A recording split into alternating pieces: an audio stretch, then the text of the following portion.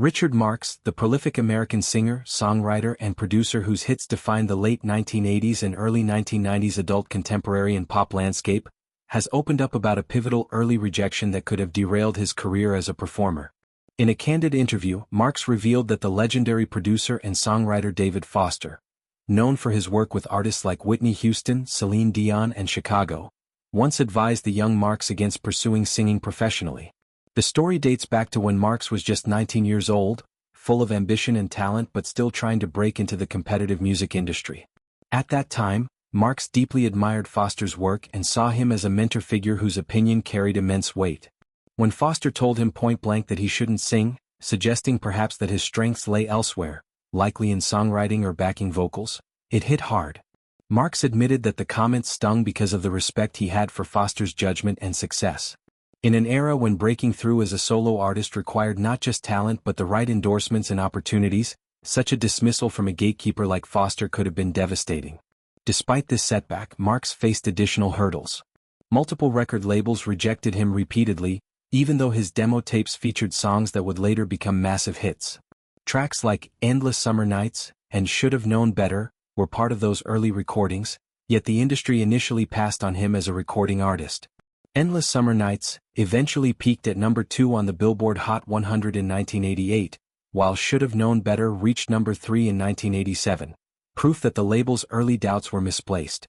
These songs, with their melodic hooks, heartfelt lyrics, and polished production, helped establish Marx as a voice of romantic introspection in pop music.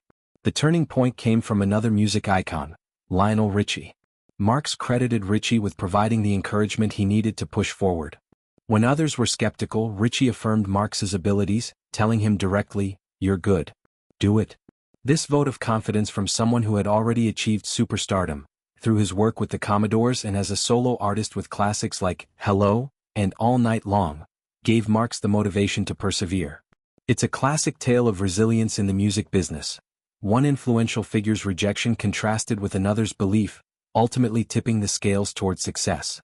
Marx's breakthrough as a performer came after he had already tasted success behind the scenes.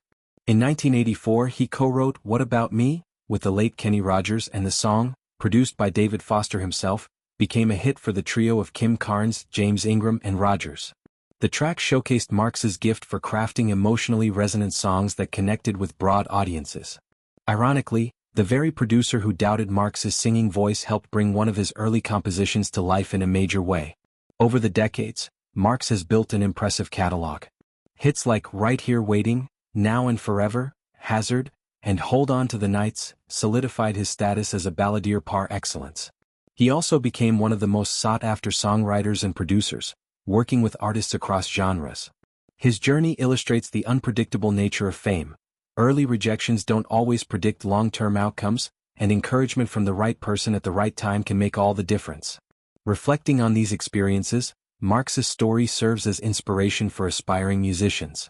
The music industry is filled with naysayers, gatekeepers, and moments of doubt, but persistence, talent, and occasional affirmations can lead to extraordinary achievements. At 62, Marx continues to perform, record, and share his insights, reminding fans and newcomers alike that even legends face rejection before finding their path.